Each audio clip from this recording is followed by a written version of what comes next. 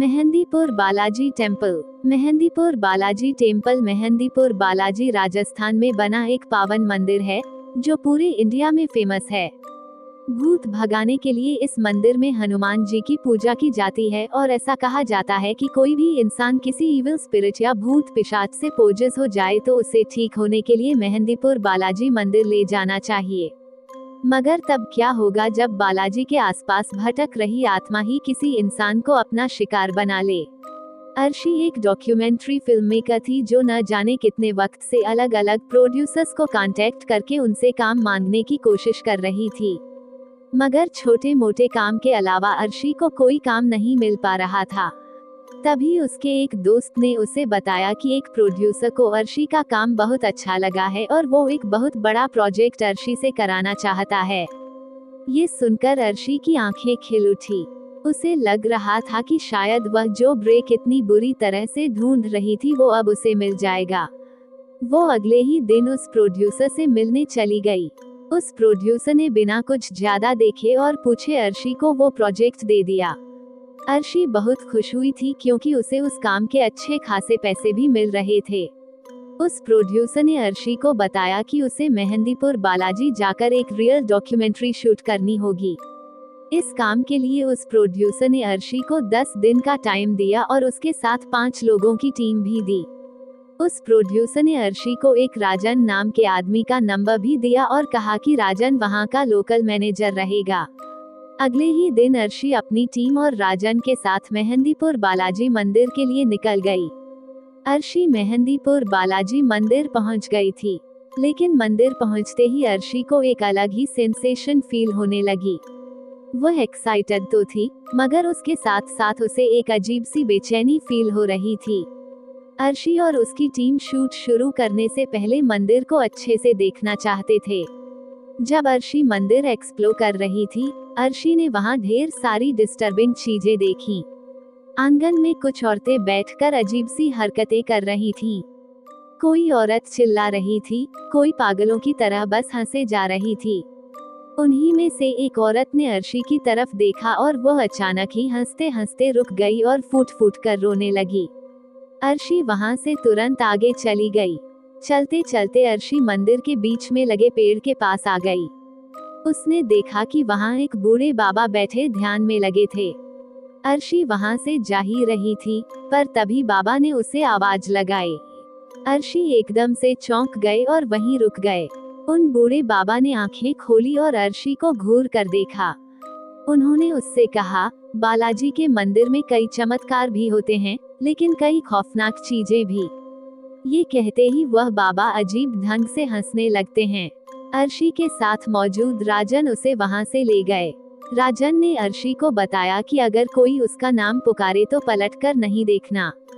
मंदिर के अंदर जो प्रसाद मिले उसे घर लेकर बिल्कुल भी मत जाना। अर्शी ने ऐसी बातें पहले भी सुनी थी।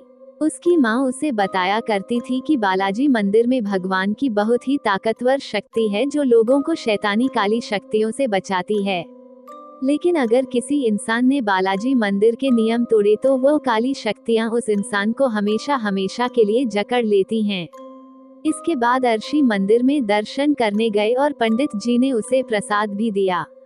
उसने प्रसाद तुरंत वहीं खा लिया और फिर मंदिर से बाहर आने लगी। उसके आसपास भीड़ थोड़ी ज्यादा थी, इसलिए पूरा ध्यान मंदिर से निकलने पर था। जब अचानक अर्शी को किसी ने पीछे से पुकारा। राजन की बताई बात अर्शी के दिमाग से निकल गई और उसने पलटकर पीछे देख लिया। वहां कोई भी नहीं था। अर्शी मंदिर से बाहर तो आ गई थी, मगर अब उसका माथा बहुत तेज दर्द से फटने लगा था। तभी अचानक उसका फोन बजा। एकदम से हड़बड़ा गई। अर्शी का फोन उसके हाथ से छूटकर नीचे गिर गया और टूट गया। वो अपने फोन के टुकड़े उठा ही रही थी कि तभी उसकी टीम का एक मेंबर आया और उसे बुलाकर अपने साथ ले गया। मंदिर से वापस आते ही अर्शी की तबीयत बिगड़ती जा रही थी। अर्शी का मन बहुत भारी होता जा रहा था। उसे ऐसा लग रहा था कि जैसे उसे ठीक से सांस नहीं आ रही हो और इसलिए अपने होटल पहुंचते ही अर्शी रूम में जाकर दवाई लेकर सीधा सो गई। सोते सोते अचानक ही अर्शी को एक सपना आया जिसमें एक काला साया अर्शी का गला दबा रहा था। अर्शी को ऐसा लगने लगा जैसे उसका दम घुट रहा हो। अचानक अर्शी की नींद खुल गई।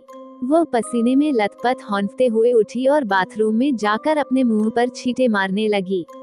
जब वो बाथरूम से बाहर आई तो उसके दिल की धड़कन एक बार को रुक सी गई, क्योंकि उसने देखा कि उसका शरीर तो बिस्तर पर लेटा सो रहा था।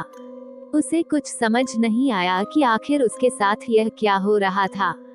वह बार बार अपने शरीर को छूने की कोशिश कर रही थी, मगर किसी हवा के झोंके की तरह उसका हाथ शरीर से आर पार हो रहा था। अचानक ही उसे एक अजीब सी आवाज आने लगी, किसी के बहुत तेज सांस लेने की आवाज। अर्शी ने मुड़कर देखा तो उसके बाथरूम की लाइट्स फ्लिकर हो रही थीं। वह बाथरूम की तरफ गई तो वहां कोई भी नहीं था, मगर वह जैसे ही मुड़ी, उसने देखा कि उसका शरीर अब बिस्तर पर बैठा हुआ था। उसके बालों ने उसके चेहरे को कवर किया हुआ था और वह तेज सांसें लेने की आवाज अर्शी के शरीर से ही आ रही थी। वह जैसे ही अपने शरीर के पास गई, अचानक से उसके शरीर ने अपना सर उठाया और अर्शी का दिल बुरी तरह हाथ में था। अर्शी का चेहरा किसी चुड़ैल जैसा लग रहा था और उसके चेहरे पर नाक या होठ नहीं थे, सिर्फ 2 लाल आंखें थी। ये देखकर अर्शी बहुत जोर से चिल्लाई और उसने अपनी आंखें बंद कर ली। जब उसकी आंखें खुली तो वह अपने बेड पर ही थी। उसे रियलाइज हुआ कि वो तो बस एक सपना देख रही थी, मगर वह सपना बिल्कुल असली जैसा था। अगले दिन से अर्शी और उसकी टीम ने मेहंदीपुर बालाजी के मंदिर के आसपास शूटिंग शुरू कर दी। उन्होंने फिर से वहां कई सारे पोजेस लोगों को देखा और उनका आगाज होते हुए भी देखा। 4 दिन तक उन्होंने यही सारी शूटिंग की और बड़े बड़े पुजारियों का इंटरव्यू लिया। अर्शी वैसे तो अपने काम में खूब मन लगा रही थी, मगर उसकी तबीयत 4 दिन से काफी खराब हो रही थी और उसके पूरे शरीर पर रशेज भी हो गए थे। जब अर्शी मंदिर के सबसे बड़े पुजारी का इंटरव्यू लेने पहुंची तो उन्होंने उसे कमरे के अंदर आने से मना कर दिया और उन्होंने हड़बड़ी में मंदिर के स्टाफ से अर्शी को एक रूम में बंद करने को कह दिया। उस पुजारी ने बताया कि अर्शी पर किसी बहुत बुरी आत्मा का साया पड़ गया था और उसके शरीर के रैशेज कोई बीमारी नहीं, बल्कि धीरे धीरे उसके शरीर पर उस काली आत्मा के भरते हुए कब्जे के निशान थे। अचानक ही कमरे में अकेली बंद अर्शी को दौरे पड़ने लगे। उसकी आंखें एकदम लाल हो गई और उसके शरीर के निशान अब पूरी तरह उसकी बॉडी पर फैल गए थे। अर्शी बेहद डरावनी लगने लगी थी। वो बार बार दरवाजे पर अपना सर मारकर दरवाजा पटने लगी और अचानक से वो एक आदमी जैसी भारी आवाज निकालने लगी। वो उसी शैतानी आवाज में पुजारी को गाली देने लगी। पुजारी अपने साथ कुछ और पंडितों को लेकर उस कमरे में गए और अर्शी का एग्जॉर्जम यानी झाड़ फूंक करने लगे। ये पूरा प्रोसेस अर्शी की टीम रिकॉर्ड कर रही थी। अर्शी पूरी तरह पोजेस हो गई थी।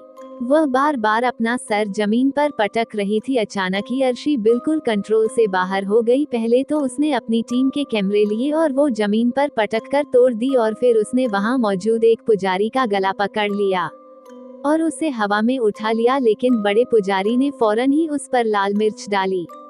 अर्शी ने पुजारी का गला जैसे ही छोड़ा, सबने उसे पकड़कर चेन से बांध दिया। 2 दिन तक एग्जॉर्जम करने के बाद अर्शी के अंदर से वो काली आत्मा निकली। अर्शी ठीक तो हो गई, लेकिन वो बहुत कमजोर हो गई थी। उसे अपना एग्जॉर्जम बिल्कुल याद नहीं था, मगर अपनी टीम की बातें सुनकर वह हैरान रह गई। इस इंसिडेंट के बाद अर्शी को उस डॉक्यूमेंट्री प्रोजेक्ट से हटा दिया गया और अर्शी ने फिल्में बनाने का सपना हमेशा हमेशा के लिए छोड़ दिया। पर अर्शी कभी समझ नहीं पाई कि उसके साथ यह सब क्यों हुआ। यदि ये कहानी आपको पसंद आई हो तो अपने दोस्तों और अन्य लोगों के साथ शेयर जरूर करिएगा।